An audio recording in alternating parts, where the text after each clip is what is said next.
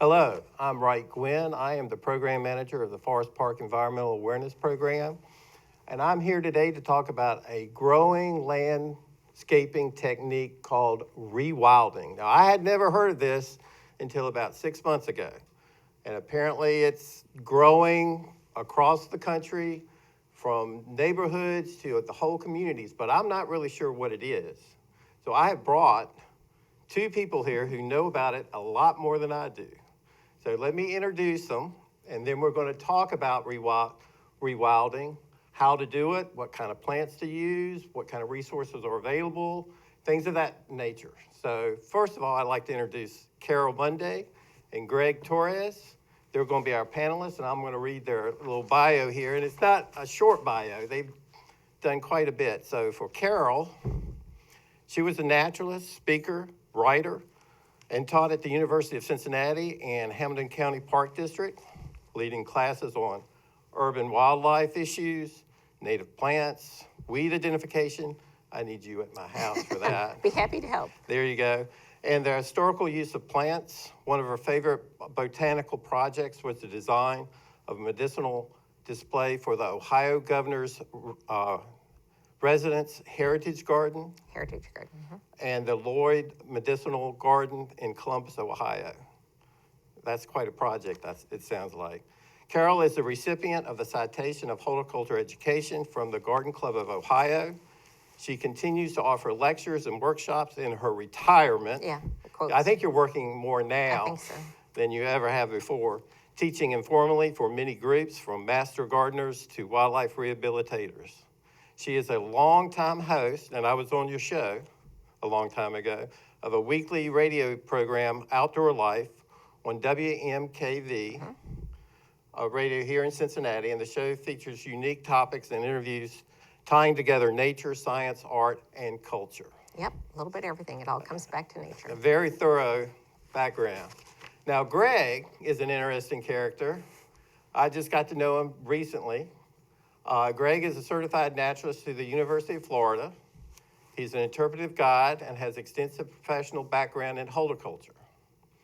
In 2020, he managed the Hulk Botanical Garden and updated their educational program. And after that, he was recruited to help launch the flagship Conservation and Land Management Division within Cincinnati Parks.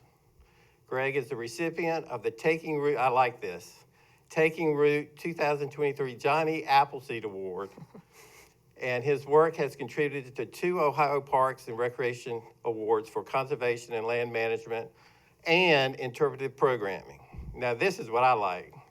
Known as the plant guru, Greg is also the co-host on the Nature Guys podcast and produces native plant educational videos for YouTube. And he is also, he told me before we started this program, that he is the winner of the Ding Darling National Wildlife Refuge's Jeoparding. I'm the champion for that. Yeah. You're a Jeopardy Jeoparding style. champion. Yeah. Jeoparding. Second first cousin to a Jeopardy. Yeah. Okay. Related to nature, so Yeah. I'm a little more proud of that. Yeah, that's I pretty suppose. cool. Yeah. Okay, so today we're going to talk about, like I said, rewilding, which is a kind of a growing concept within the communities and such. We're going to talk about what is it, why is it important, how can we incorporate it either in our own home yards or businesses, which I think businesses might be very interested in something like this. What types of plants should we use? And then once we do all that, then resources that the people can use if they want to take advantage of them. Okay, but first, I want to talk about something that I was just made aware of that I didn't know existed, was that April is the month, designated month for wildflowers. Right. A few years back, a group of very dedicated citizens got together and said, we need to have a celebration of native plants, starting small, the state of Ohio, starting small. And these gardeners and horticulturists tapped into our former First Lady, Hope Taft, who's an incredible gardener. That's who made the Heritage Garden happen at the governor's mansion. So she has plants from all over Ohio in that garden on the governor's mansion property. So she was all in. And she made all these contacts, and finally there was a House bill that passed that designated the state of Ohio would recognize Ohio or April as Ohio Native Plant Month. So Ohio Native Plant Month is April. Well, we celebrate every day. Yeah. I mean, and I think the idea is to draw more attention to these beautiful natives that we have, and kind of like what Dorothy said, there's no place like home, and we have some incredible varieties of native plants here, instead of going for the really unusual things that have come from other countries. Well, I'm surprised I hadn't heard about that April was. It's not on the calendar, or at least on my calendar. We'll have to fix that. I think that's our next project. So it came out in 2020, so it's relatively new, and I think the pandemic may have overwhelmed the news about that initiative. But to add to it, that same group of ladies, that feisty group of ladies, has gone to other states and encouraged them also to begin a native plant month in their own states as well. And just to let everybody know, our native wildflower is the Trillium grandifolium, or flora, which is the large flowered trillium, the beautiful white flowered trillium that we have here. And we ask that you admire it from a distance. We're not telling you to pick it. Don't put it in your bouquet. Okay. Just take a walk. Yeah, appreciate it so that generations to come can have a chance to love it as much. Unfortunately, trilliums are pretty heavily poached from the forest. Oh, are they? Yeah. So, yeah. Okay. All right. Well, why don't we now move into rewilding? What exactly is rewilding, and why is rewilding? I guess a lot of people think it's important. So why is it important? You want to jump on that? Sure. I mean, from a big picture, people have taken land from natural areas. That's how we've built our homes. That's how we built our businesses, our communities, and that's fine. We need some space for ourselves. Something like 90% of Ohio used to be forested, and if you drive around Ohio today or fly in it or over it today, you don't see a lot of forest left. So what that means is that we lost a lot of habitat to our wildlife. And even if you had maybe the back 40 that you just let go and you thought, oh, it's rewilding in a sense. What we've come to know and understand now is that there's so much seed pressure from non-native plants that what we think of as a pristine wild space actually isn't. It's usually pretty degraded and infested with non-native plants. So the idea of rewilding, to some degree, is to kind of take our own private lands or spaces or maybe business properties and to start growing the native flora that used to occur here in Ohio for a number of reasons we'll probably get into, aesthetic reasons, but for me and I think a lot of people, to kind of bring back our wildlife. By providing space for the flora, it allows other animals that need those plants and depend on them to exist as well. So we can make little pockets of this in our own backyards. And if a lot of us do that, then we can start to bring back a lot more of the flora and fauna that used to exist everywhere here in Ohio. I think that's part of what we do is we're out in the community and we're talking to people and we're installing native plants, or we're growing native plants, or we're taking trips. I mean, it's now vacations to go and look at native plants in the state of Ohio. You cannot believe the volume of places. There's things, like we have snow trillium in the eastern edge of Ohio, and when you get into that eastern edge of Ohio, you are maybe pressed to believe that you're still in Ohio. It's such a beautiful atmosphere. So I think it's all of us working together and getting that education out there. Education is probably the biggest key. And a lot of it has to be done informally across a plant that's being offered, a little garden consultation. But I think that's where it starts, is that very informal, we're beating the drum, but not. Right. And I think that kind of feeds into our next topic is, how do we get started? You see, and I went online looking at rewilding and all this kind of stuff, and I would see a whole yard completely prairie oriented now. I mean, a lot of communities would say no way. And they have ordinances against this kind of They stuff. do. So you've got to be aware of what your community requires or what kind of standard that they have in their ordinances before you go hog wild, if you want to go in that direction. But to what scale? Do we start really small? Do we start with, can we just insert maybe plants in an already existing plant bed with other more traditional plants? Or do you need to have a bed that just only has wildflowers? Do you start with, do you have to prepare the ground a certain way as opposed to the more Right. mums and the other, I'm not a big Right. plant guy, Yeah. stuff. So how do you get started? What do you recommend? Why don't you walk him through that as if you were doing a consultation? Yeah, I guess what I would take a look at first is, how big is your land? Because from my perspective, you wouldn't want to tackle the whole Yeah, property at once. right. That can be really overwhelming and actually discouraging. So we encourage people, I would believe, to start real small. Maybe look at your already existing plant beds. And maybe, for example, this plant that you had didn't come back this year. Remove it and look for a native alternative to put in its place. Perhaps there's a plant that's getting a little bit overgrown.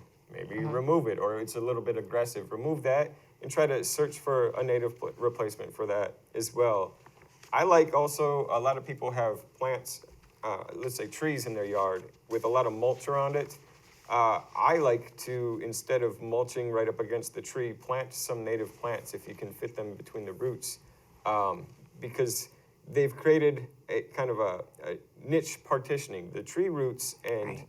the native plants that you could put around them oftentimes aren't competing with one another. So you don't really need to put a bunch of mulch. You could actually have more plants, more diversity, more beauty, more wildlife if you planted around the tree instead of mulching the tree so heavily.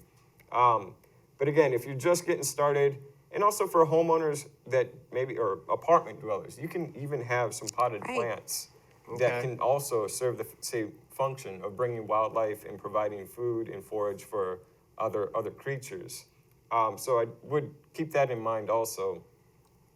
I like to start really small and just chunk out a little area and plant just a few things and just let it grow for a year or two, and then watch to see what's successful and what's not. If you're really burning your wheels up trying to grow something that's just not taking, Right. Stop. There's probably a different plant.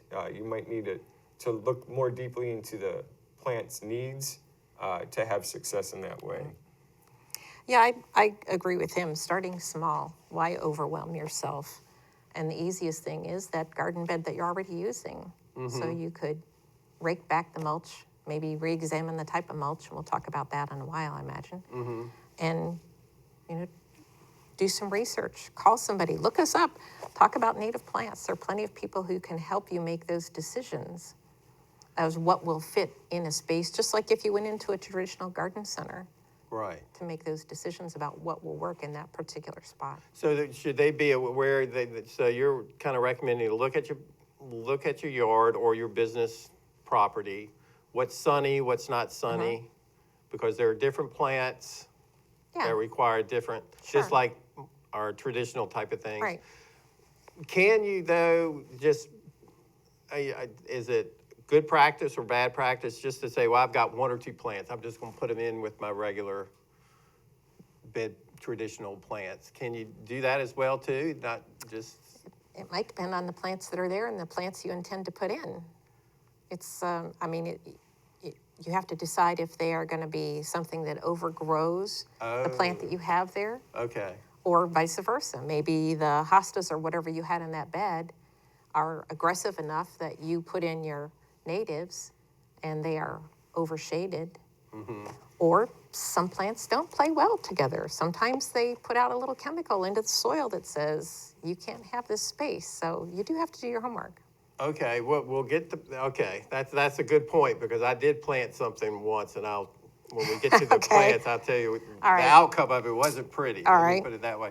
Do we have to do anything with the soil? Any additives that would encourage, because most of the soils now that we have around our houses are field dirt.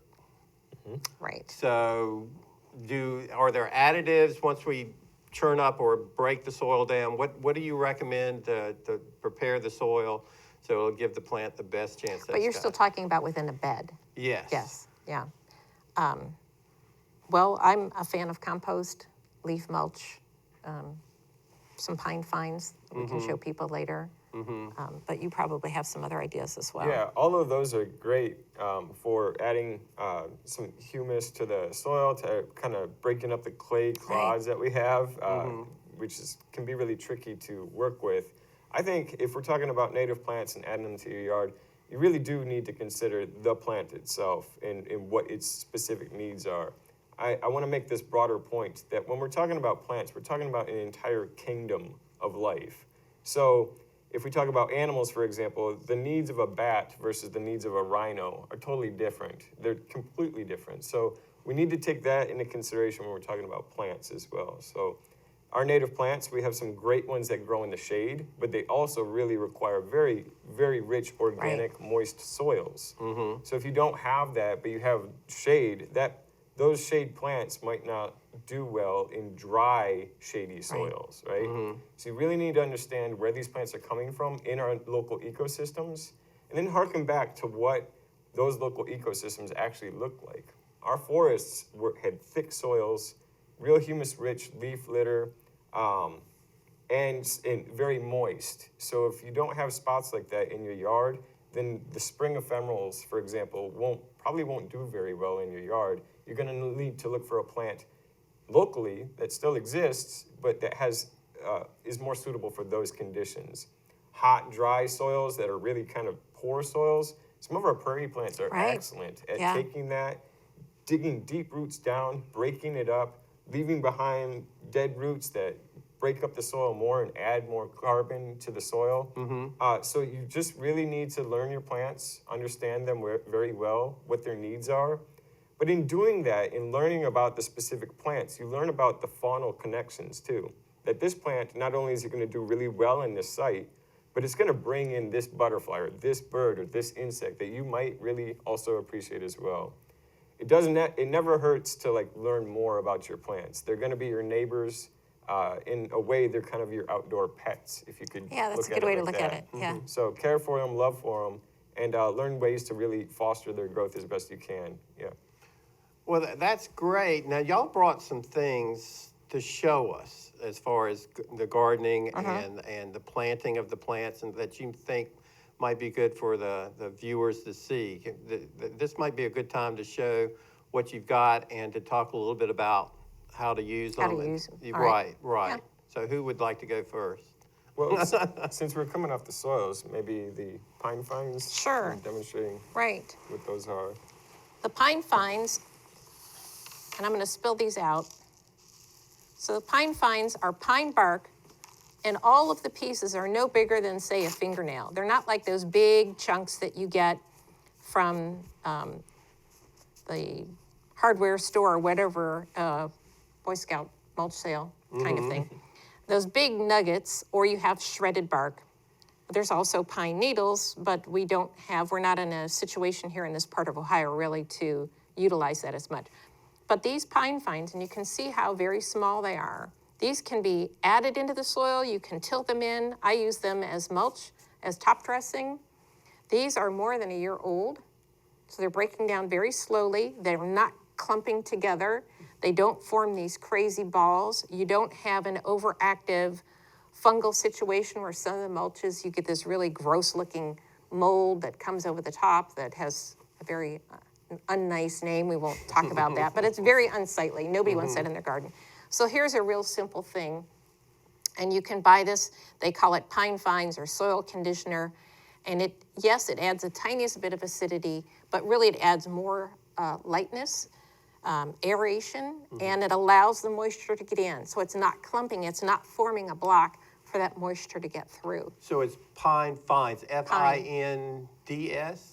F-I-N-E-S. It's very fine. Okay, and you get this, can you buy this at nursery You can buy them at outlets? nurseries, yes. I would make sure, Home Depots?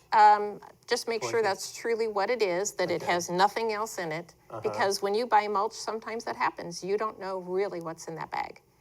So whether it's the nuggets, whether it's this shredded product, you want to make sure that it's absolutely pure plant product and not some other material. It's not leftover lumber. That's no good for your soil as well. And the other thing is, whatever mulch you decide to use or soil conditioner, go easy. More is not better. We don't want to see any volcanoes of mulch up around your trees. We don't need 6 inches of mulch in a planting. But if there's a chance to work that into the soil, you get some compost. Even those leaves, crunch up the leaves. The maple leaves break down so easily. Turn your neighborhood kids loose on a big tarp and chop them all up, crunch them all up, and then put them into a bin and put them into the garden. Right. We do have a composting program in Forest Park, so yeah, that's a good suggestion.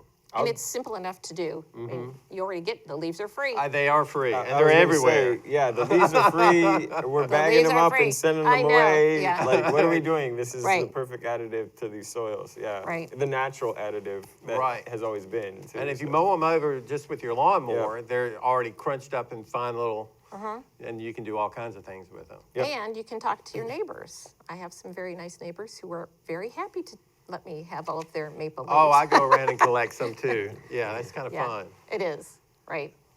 So what else do we have? Yeah, I guess maybe I'll talk about these and then we'll get into the seeds for Sure. a moment. Sometimes maybe if you're going to buy a plant at a nursery or something, you'll buy a small potted plant like this. Now it's springtime right now, so there's not a lot to look at. And you might need to know that actually if you're going to buy plants this time of year or maybe later in the year in the fall, what's being sold to you might not look like a lot. In fact, it might look like a bunch of roots or nothing at all because all you see is the soil. But the plant may still be in there and just might not emerge until later in the spring or depends on whenever it emerges. So part of what I wanted to show is, so these are 2 water leaf. This is a water leaf that I've grown at my house. And what you want to do is just take a good look at the plant. If you see good growth and you kind of take a look at the base where the leaves are emerging, if there's new growth coming out, that's all really well. What I like to do, and I won't do it here to make a big mess, but maybe if you have the opportunity, pop the plants out of the pot and look at the root system. Yeah, just turn it upside down and just kind of. Yeah, kind of loosen it up. Yeah. And if you can take a look at the roots, especially if there's nothing prevalent above the soil, you're going to need to want to look at the roots to make sure that it's not rotten, that it's not just mushy. If all the roots are just brown, that might not be a good sign. Look for like firm white roots. White roots are usually growing roots or roots that are ready to shoot off when you get the plant in the ground. So take a look at those things. Make sure the soil doesn't seem really overly wet or smell kind of funky because that all indicates kind of like some fermentation or some bacterial fungal issues that you might not want to purchase that plant. So yeah, just when you go out, you might run across some plants like this that you'll want to purchase, and I want to just make sure that people know those factors when they're making that decision. Sure. Well, when you're looking at seeds, and I know we're all anxious to have flowers, and more flowers. The difference is if you go and buy a box like this, Sunny Wildflowers, oh, it sounds like a big box. It's not very expensive, but once you open it, you realize what you're paying for is mostly vermiculite. I'm spreading that out. I'm only seeing 1 or 2 things in there. And if I look at the very back, and I have a list kind of running in my head of what's native, and there is nothing on here. Oh, take that back. 1 thing on the list is native to Ohio. What is the name of the seeds? I mean, as far as describing what the seeds are. Wildflower blend, sunny area. And you only see one really? One that is native here. The rest are native in other parts of the United States or in other countries. But the biggest point is the volume of what you're getting is filler. And so there's all this vermiculite. There's very few seeds in that. Now, if that's what you want to grow, that's strictly up to you. You might get some decent flowers the first year or 2, but because they're not native, they're not going to last. And They may provide a little refreshment for a butterfly stopping over, but it's not going to be a good host plant for our native butterflies or other native insects that might need that. So that's something to consider. And the same thing is if you buy a tiny little pack like this, here's another wildflower mix, North American wildflower mixture. This does say perennial and annual, but if you open that, the amount of seed that you get, let's say you're thinking about your whole backyard like you talked about before. Right. I always think big. Yeah, think big.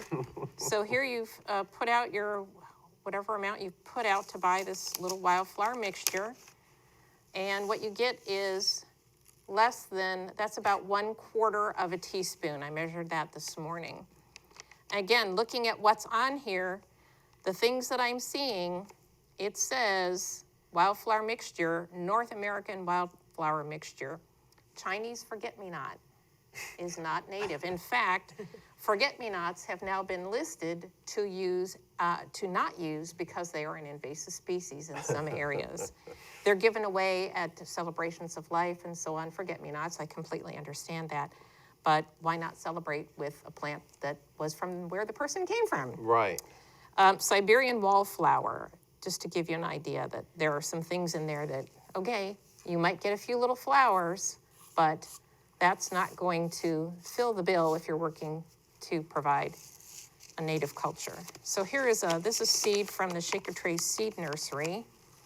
And even though it's old, that's all pure seed. That's all seed, That's no all, filler? There's no filler whatsoever. That's all seed. And it gives you the varieties: purple coneflower, black-eyed Susan, gray-headed coneflower, partridge pea, lance-leaf coreopsis, and bergamot. And so if you look at that, that's probably a few teaspoons. That's more than the others. Right. And if your area is prepared, you could sprinkle something like this that's from a qualified seed provider. And we have, not just here in Hamilton County, but Ohio Prairie Seed Nursery is up in Hiram, Ohio. There's plenty of other places that have true native seed mixtures. And they might seem a little expensive, but look at what you're getting compared to what you got in the other stuff. So for the seeds, you really need to know where you're getting the seeds from. You have to know the provenance. Yeah. When the word wildflower is put on a seed packet, you need to turn the packet over and take a look at what's actually in it. Wildflower sounds like, if you're into native plants, like, oh, I'll buy some wildflowers. They're the wildflowers out here. But they're not. As you can see, some of them are from wherever, as long as they're a little bit successful in whoever's garden. I do want to make maybe a reference to a good source. It's the Botanical Atlas of North America. It's BONAP. You can look that up online. If you're interested in a plant, learn the scientific name of it and put it into the Botanical Atlas, and it'll tell you whether it's from the state or even the county level of where you live. So that's helpful when you're curious about these plants. You're not really sure, you want to do a little investigation, just pull that up, put the name of the scientific name of the plant in, and you should be able to determine whether it's truly native to this state, county, or not. Well, what is interesting about the seeds, it's the easy, quick way, kind of, to do a big area. You know, you just prepare it, you spread them out, you break them, you cover them a little bit, water it, and all of a sudden, poof, supposedly great, colorful wildflowers. And I did that. I went to, I thought a reputable landscaper said, I want some native wildflowers. He handed me a pack of seeds. I said, great. Went, did it. I had really, the first year, nice. I didn't know what they were. I'm not much of a plant person. I just like to see things grow. And this was different. Yeah. And it was colorful, and I thought I was doing some really good stuff. Some things I was looking at thinking, these are kind of weird looking. But the next year, nothing. Really, basically nothing came up after that. And I was frantic. I didn't know why. And then I also got another pack of seeds, threw them out, and nothing grew.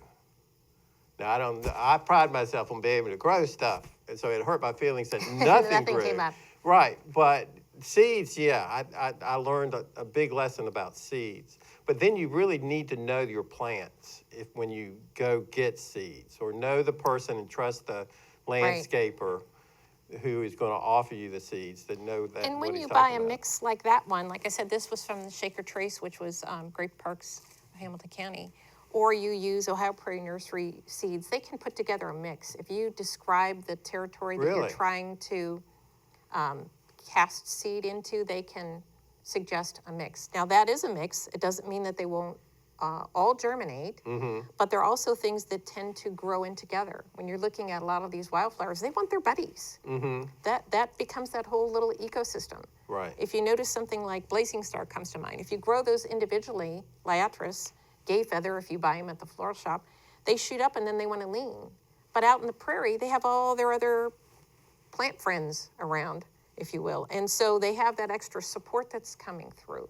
And so, yeah, there are these different layers. I'm not trying to scare anybody from starting. Right. But by starting small and doing your homework, asking a lot more questions, that I think you can be successful. I think that's the key. I think all these plants, I know the Latin names are tough, but start with 1 or 2 plants, get to know them, then go to a third, maybe a fourth, and slowly. We'll get you hooked. You're doing, well, you got me it. doing this right now, so that's step 1 for me. Yeah. There's a lot to learn about our native plants, and I think it's infinitely rewarding because you can almost foresee, like, all right, if I plant this plant, I have a likelihood of seeing this creature visit this plant, and that's really exciting. You can almost like consider it like adopt a creature, like some people, for example, like the monarch. So they plant milkweeds just to see that monarch. Right. You can do that with a number of creatures, animals, birds that we have here, and that's a lot of fun to do, and it's very rewarding to see it come to When fruition. they finally come, yeah. right. And to your point, a lot of nurseries, horticulturists, they're happy to sell you something quick and flashy and fun that, makes it really easy for you. Quite frankly, a lot of our native sources they know their stuff really well because they've grown these plants. We provide some sources later on in this, but turn to them, ask them those questions. If you're in front of a nurseryman and you're asking these hard questions about where's this plant from, is it native here, and instead they just give you a packet and they don't have the answers, spend your dollar somewhere else, because we would really like to see this rewilding or using the native plants become something that's part of the regular horticultural culture here. And to do that, we need to really use our dollars smartly to change the industry, frankly, to provide some more of these opportunities to grow water leaf or some of these other plants that we'll talk about later. Right, right. All good suggestions. Let's cover your equipment really quickly, and then we'll start talking about plants in general. You were talking about, it's an ecosystem. They're all working together, and you brought the idea of what you want to attract, what certain organisms need, and things like that. We can kind of briefly go over that too. But you brought some interesting. All right, I brought some interesting tools. I've got one, it's called a trail hoe, but any hoe will do. What I'd like people to keep in mind is you want a real sharp edge on this because if you're gonna remove your grass to make some space for a native plant garden, you want a really sharp tool because the grass has some really durable roots, tough, and you wanna make sure you get as much of that out of the soil as you can. And normally you would just use it like a normal hoe, just at the soil level, bring this under and try to get up underneath the plant roots themselves, and you can just kind of keep pulling it back as you go. So that's great for removing sod if you're creating a new bed. Yeah, and there's a number of other tools too. We couldn't bring them all today, but this concept is what you want to have in mind, is getting underneath the grass roots and kind of pulling it back. And I personally like to shake out as much of the roots as possible to retain the soil, so you're not left with this big divot in your yard, which will later collect a lot more water, etc. So shake out as much as you can and just get the plant material out, and then you'll be left with soil that's pretty ready to seed in or start to plant.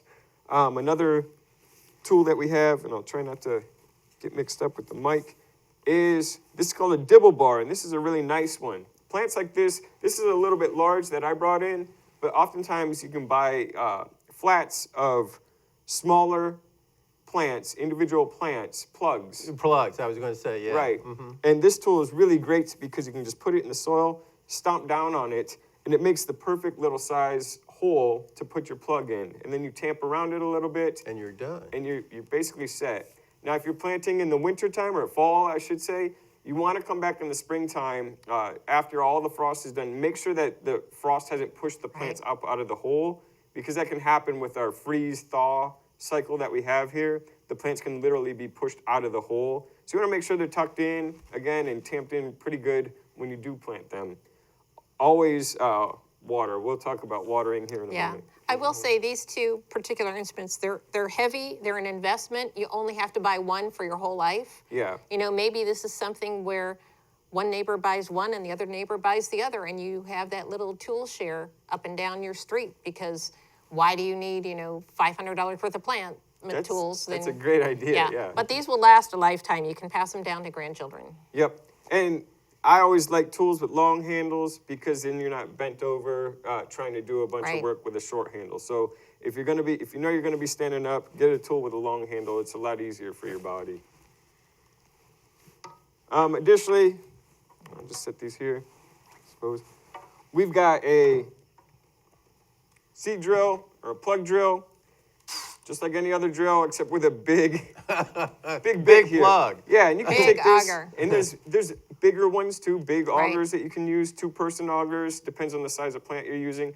But if you're just looking to plant those plugs, this is really handy too. This, especially if you're on the ground level, just kind of put this in the ground, hit it, punch the hole in to the right depth. You don't want to go too deep or too shallow, but what I like to do sometimes is measure out the plug, Right. and then put a little piece of tape on the bit, and that way you know how deep you need to go.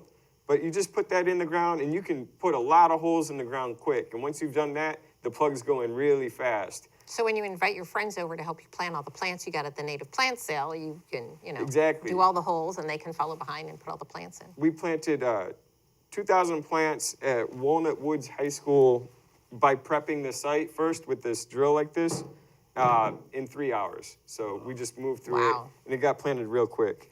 A couple other basic tools. You need a good pair of pruners. Again, sharp.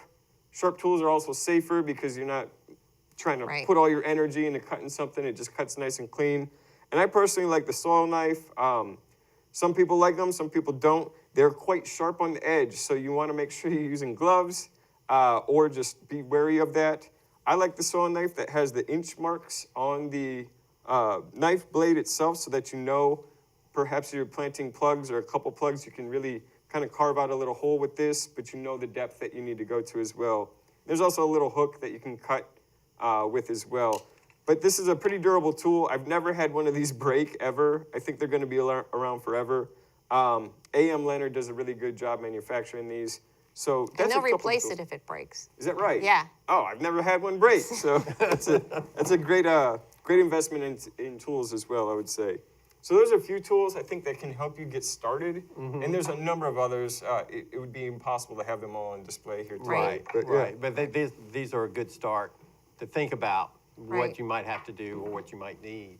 All right, so let's talk about the plants then. How do we figure out what we want? I mean, there are all kinds of wildflowers. They're beautiful, but they attract different things. Sure.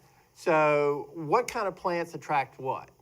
I mean, and what are your favorite plants that you think would go well together?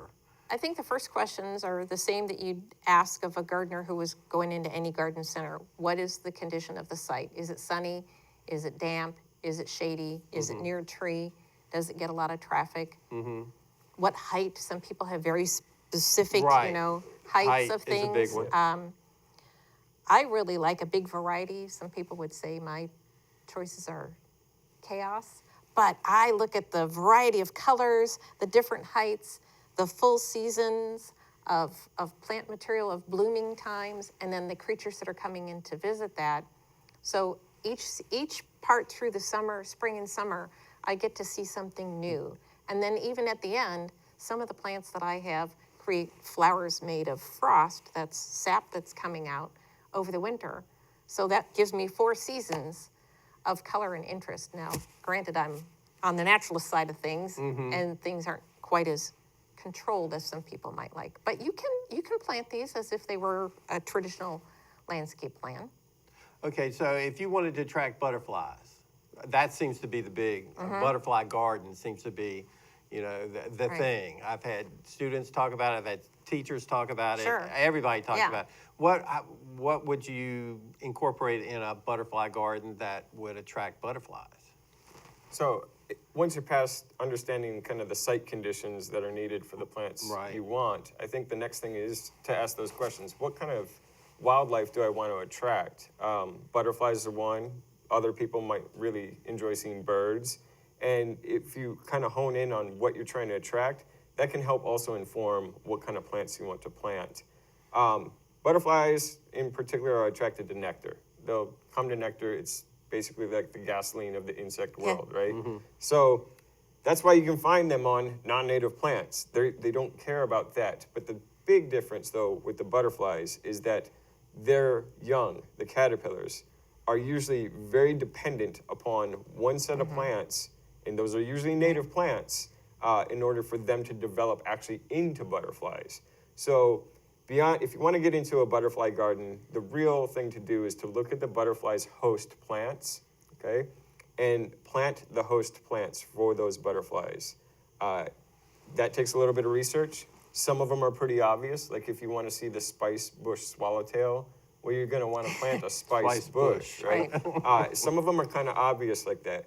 But beyond it educating yourself about that, once you understand the host plants, you create the nursery effect, where the butterfly lays its eggs, and now you might have like 20 young caterpillars developing in your yard. And once they mature, you get to see the whole process, which if you have kids around, you need to show them that, because that's what hooks people, and kids especially, into that.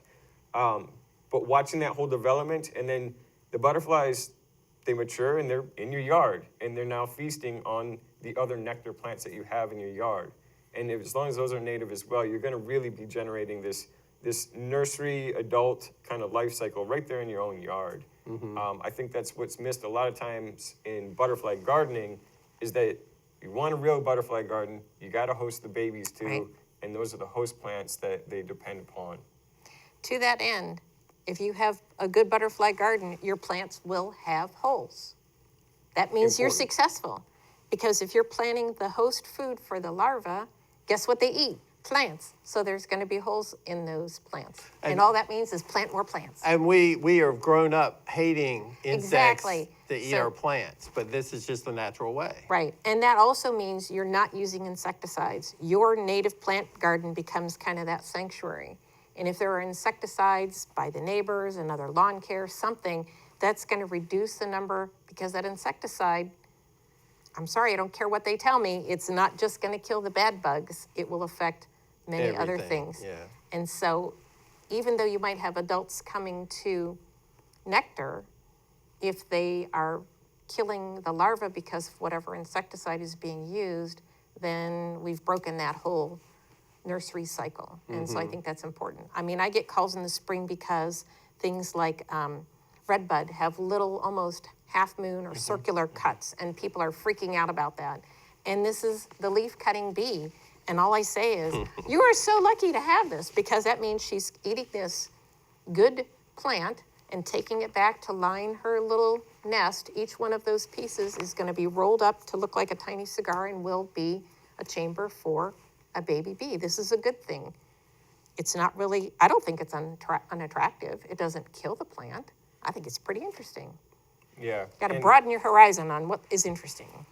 Just to add to that, again, people are really interested in birds as well. And so you want to pick plants that harbor birds. Oftentimes, look for plants with berries, right? Because berries it's what a lot of birds like to eat. But to Carol's point, the herbicides and pesticides, they can actually like bioaccumulate. They can build up in the ecosystem, and that's how we ended up losing a lot of our bald eagles. Is it started with a chemical that a lot of people were using, and it accumulated into the eagles, and the impact that it had is it made their eggs real fragile, and then they couldn't lay on them, and then they broke, and we lost a generation of bald eagles or more. And so using chemicals like that, the birds eat the insects, they feed it to their babies.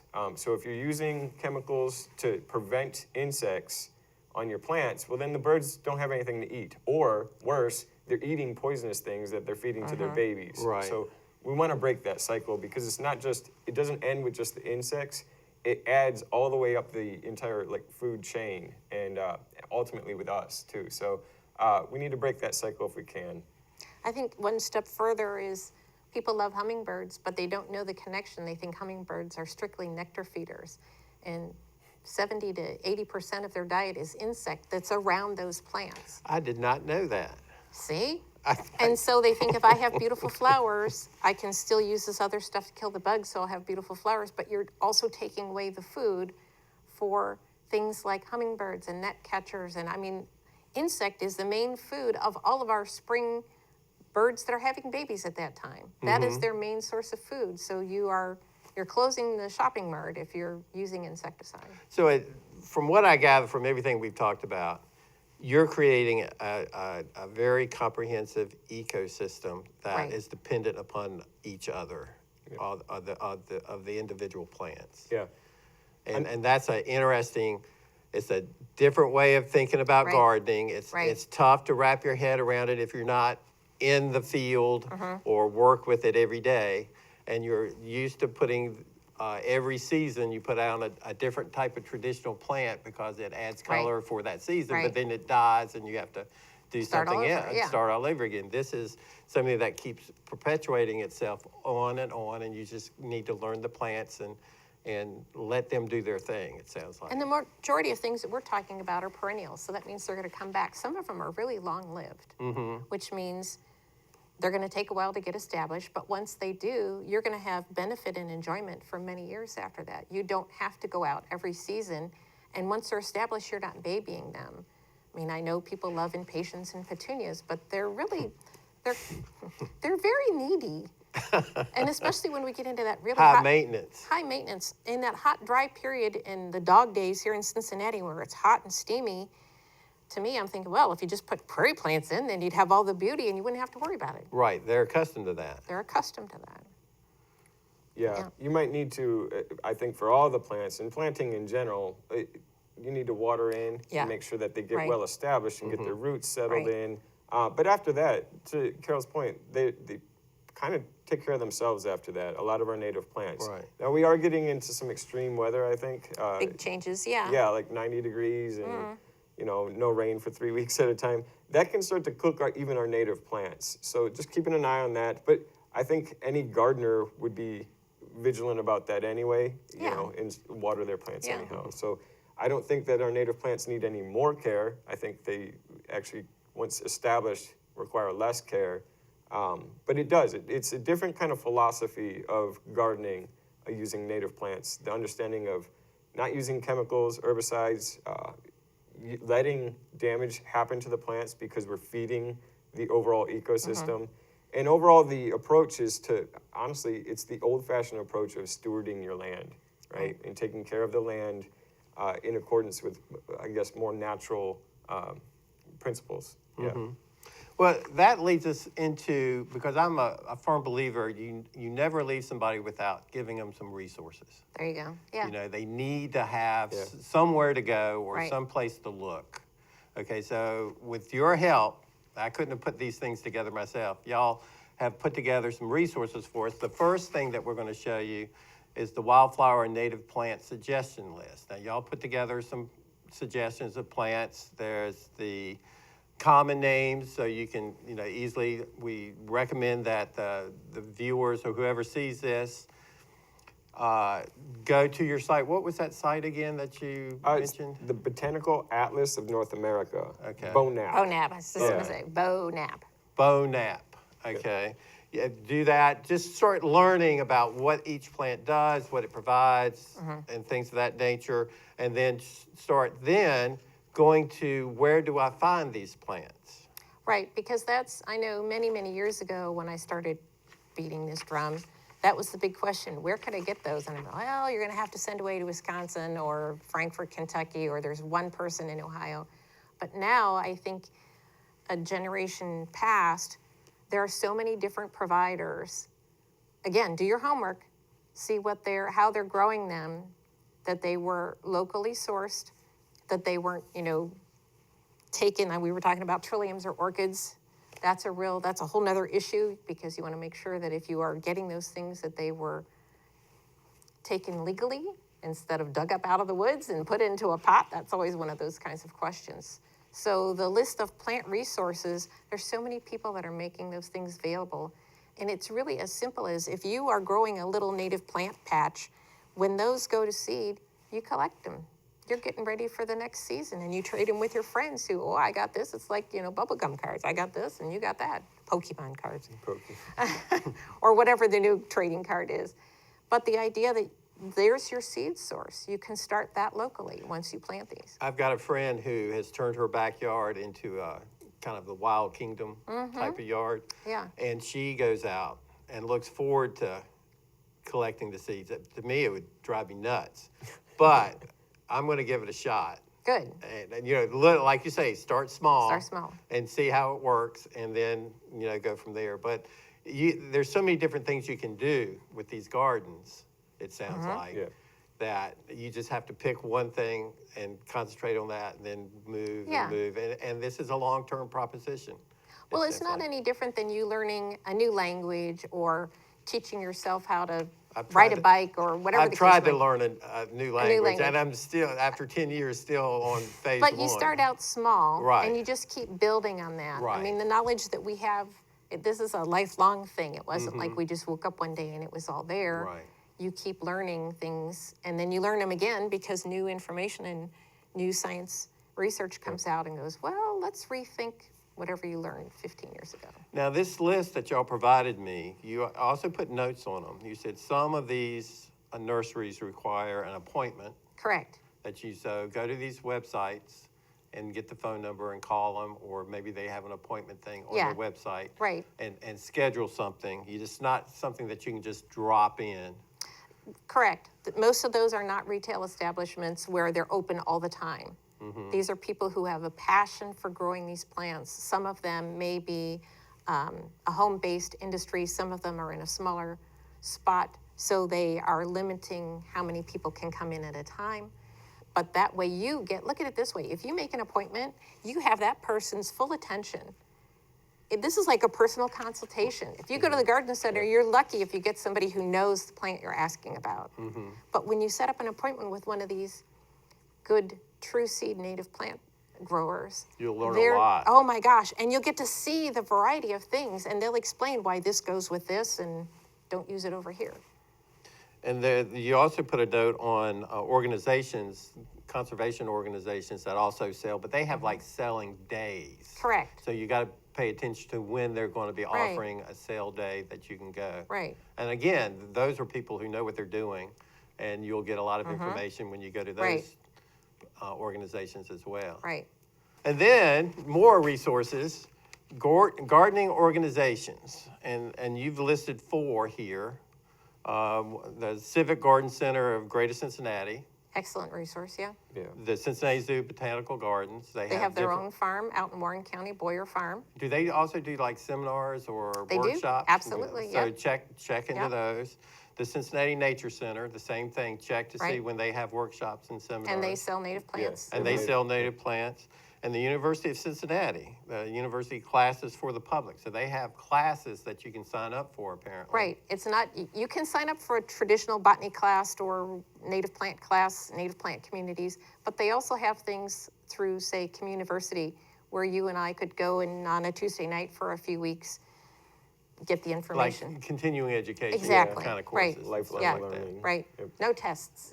That's fantastic. And Greg, you also offer some opportunities to learn a few things. What do you have? So coming up in April 4th, I'm giving a presentation on our native spring wildflowers that we have here. And then on April 18th, those same wildflowers that I mentioned are going to be, I'll be giving another presentation on how to actually grow them from seed or from division, what their needs are, what type of soil they'll like, and how to treat them over the winter so that they come back the next year. So that can all be found on my websites, activeoutdoors.com. And yeah, I'm looking forward to holding that class because I think a lot of people want to know this information, and there's not that much resources out there on how to actually grow the plants yourself. So More now than there was even just Yeah. 5 or 10 years ago. for sure, Yeah. for sure. Yep. Yeah, I think there's definitely more of a calling within the communities. People want to learn about this. That's what I'm getting the feeling, that more and more people are asking questions at least. Yeah. And enjoying when they do see these things, enjoying and saying, this is really kind of nice, interesting. How do I do something Right. like this? And then volunteer opportunities. It's always good to volunteer for anything. People are always looking for volunteers. So Cincinnati Parks, you named, the Civic Garden Center again, the Cincinnati Wildflower. I didn't even know these guys existed, Cincinnati Wildflower Preservation Society. Well, they're only 128 Yeah, years old. I know. Very recent organization, Right, right. But they have groups right now. It is a plethora almost every weekend, probably every day of the weekend, and even other days. Little groups within the Wildflower Society are spreading the information about meetups to go and look for very specific things. And so they, in our minds, we have our little calendar of what blooms when, and we want to share that. We're almost, what's the word, ebullient about spring wildflowers. And we want to share that. So there are opportunities to join in with groups, and they want to share that information. It's not like I'm not going to share the secret. It's we want you to see it so you can appreciate it and you can love it, and then pass it off to the next person. Right, and when you go and volunteer, you'll learn so much there, but also where else you can go to learn more. Exactly. So you right. can begin your networking. Right. To And some of these jobs are more physical. For instance, if you love wildflowers, that means you have to get rid of honeysuckle Yeah. and buckthorn and euonymus and everything. So if you have that capability, maybe you go to a work day and you bring your tools and you're killing honeysuckle and other bad things so that the wildflowers that are waiting in that soil bank can come Right. up. Yeah. All right. Well, hopefully the viewers will be able to take advantage of these opportunities. In closing, do y'all have any final comments that you would like to make as far as rewilding or things that you have figured out that you haven't mentioned yet, or For words me, of wisdom? Start small, ask lots of questions. The resources are there. If the information is available to your viewers, they can look those up, the different places that they can go and get more information. But you might have to break out of your shell a little bit. So start small, ask lots of questions, and open your mind to the really wonderful plants that they'll kind of give you more time back because you won't have to cut as much grass. I like that idea. What about you, Greg? I think it's just important to remember that plants form the basis of every ecosystem, and that our ecosystem here, like I mentioned, we've cut down a lot of it already or removed a lot of it for our own space. And so if we want to uphold some aspect of our natural cultural heritage here in Southwest Ohio, we have to start with our plants. And by using the plants, we'll see all the other benefits to the wildlife as well, and also probably learn more about why they're important for our own sake as well. Great comments. I'm going to take those to heart. And I would like to thank y'all for coming and giving us your information. I've learned a lot just sitting here. In fact, I learned a lot when you came to my office so we could talk about this, and then this opportunity as well. So thank you very much for coming. Thank you. I'd like to thank Waycross Community Media for allowing us their studio to tape this and then cablecast it wherever we can do that. And one final note, the Forest Park Environmental Awareness Program is developing a rewilding program. We're going to have the web page put together and up in April. We will help subsidize the purchase of the wildflower plants. There will be an application, and we will, like I said, help subsidize the cost so that you don't have to bore the true cost of rewilding. Is that for Forest Park residents? This is for Forest Park residents only. I wish we could do more. Right. Everywhere, Yeah. but just Forest Park. So hopefully we'll have a program here at Waycross to introduce the new Forest Park rewilding program. But we will have one this summer. And if you have any questions, feel free to give my office a call.